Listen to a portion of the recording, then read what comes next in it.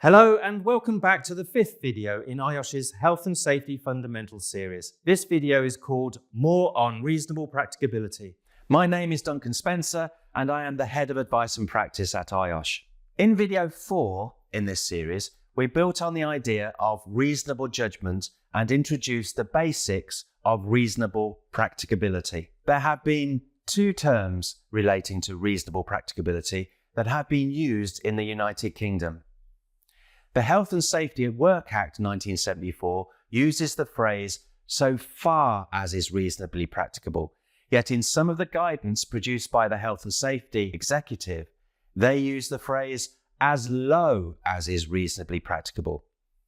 What is the difference? On their web page, ALARP at a glance, the Health and Safety Executive says this on the subject.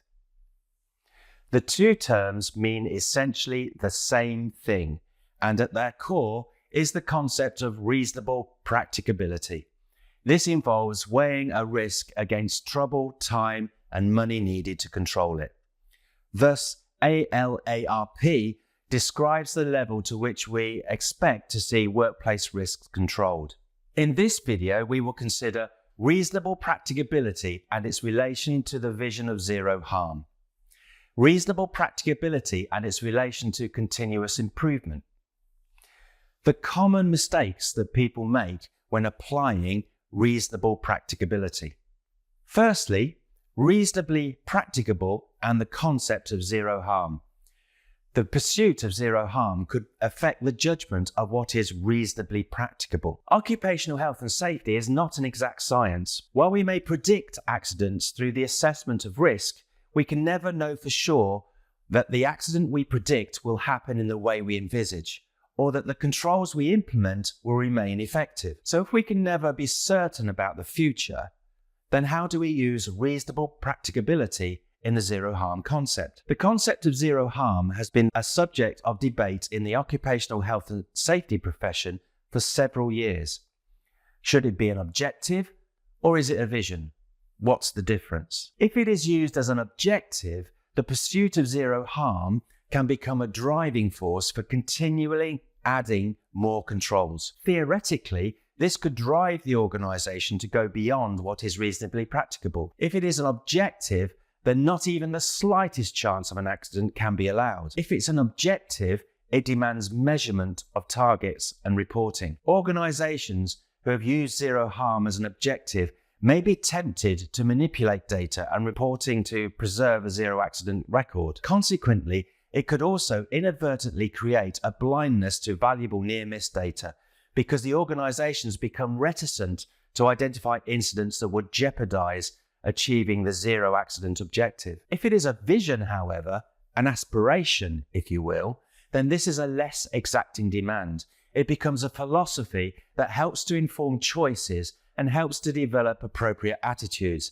which in turn informs the right behaviors and the development of positive occupational health and safety culture. When used as a vision, zero harm still provides room for application of reasonable practicable judgment in risk control decision making. Reasonably practicable and the concept of continuous improvement. Similarly and theoretically, the pursuit of continuous improvement can lead organizations to go beyond what is reasonably practicable in their control of risk. If taken literally, continuous improvement promotes the belief that if a control is possible, then it should be implemented. It too can become a driver for adding more layers of control because they are purely practicable, but may take control beyond what is proportionate and reasonably practicable. Common mistakes made when applying reasonably practicable. There are common mistakes made in applying reasonable practicability. The United Kingdom's Health and Safety Executive provide 4 fallacies associated with applying the concept of as low as is reasonably practicable. The first fallacy, ensuring that risks are reduced as low as is reasonably practicable, means that we have to raise standards continuously. As discussed already, just because a control is possible, it does not necessarily make the judgment reasonably practicable. If the cost is grossly disproportionate to the benefit, then the control can be regarded as unreasonable.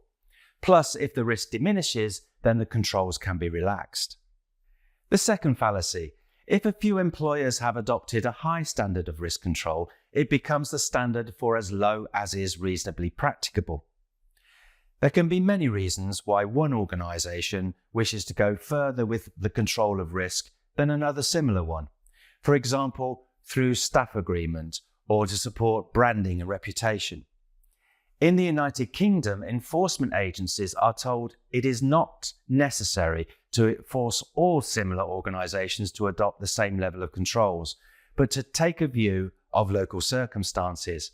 Note, however, that if a control becomes commonplace with similar organisations, then this becomes a standard which must either be emulated or an equally effective alternative control must be implemented.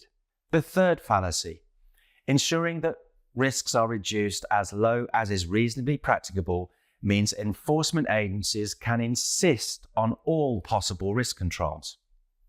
Enforcement agencies in the United Kingdom are instructed to appreciate that there may be more than one way to reduce risk as low as is reasonably practicable.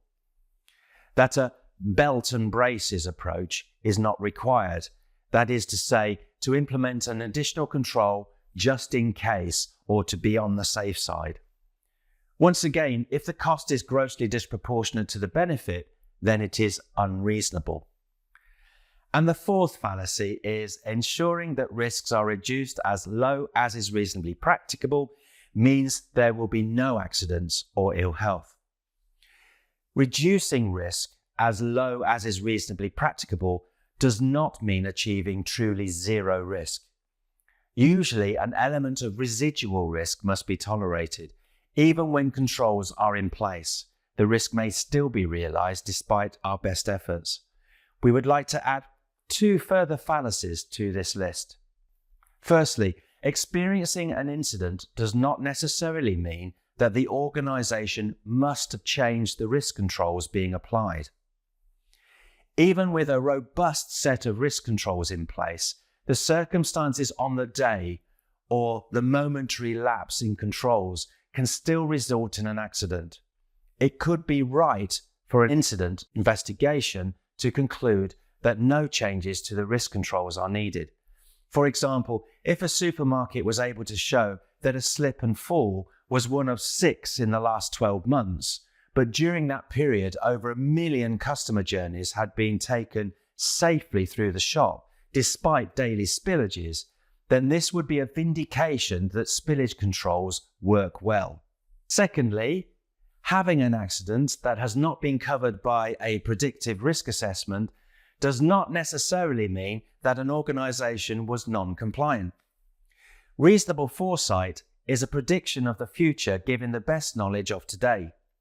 This means that incidents can happen in an unpredicted way or be in some other way genuinely a surprise, despite the application of competence.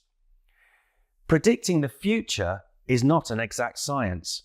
Providing the organisation has a process to learn from the event and plug the gap once identified, then that is reasonable. In summary, be careful of misapplying concepts like zero harm and continuous improvement. It does not mean improving controls to levels that are disproportionate to the degree of risk. Keep up with the development of knowledge and good practice in occupational health and safety profession and within the industry you work in. Use this improvement in competency to review your judgments of reasonable practicability. Be aware of the pressure to add more controls following an incident when this may not be necessary. This video concludes our series on the application of reasonable judgment in occupational health and safety. We have only provided the basics in these videos for what is a significant area of competency for the occupational health and safety professional. It is an area which can evolve as new legal cases are heard and further dimensions are added to the arguments. It is the duty of all professionals to ensure they keep up with these developments as they occur. Thank you for your attention. To become a member of IOSH and for more information about occupational health and safety topics, please visit iosh.com.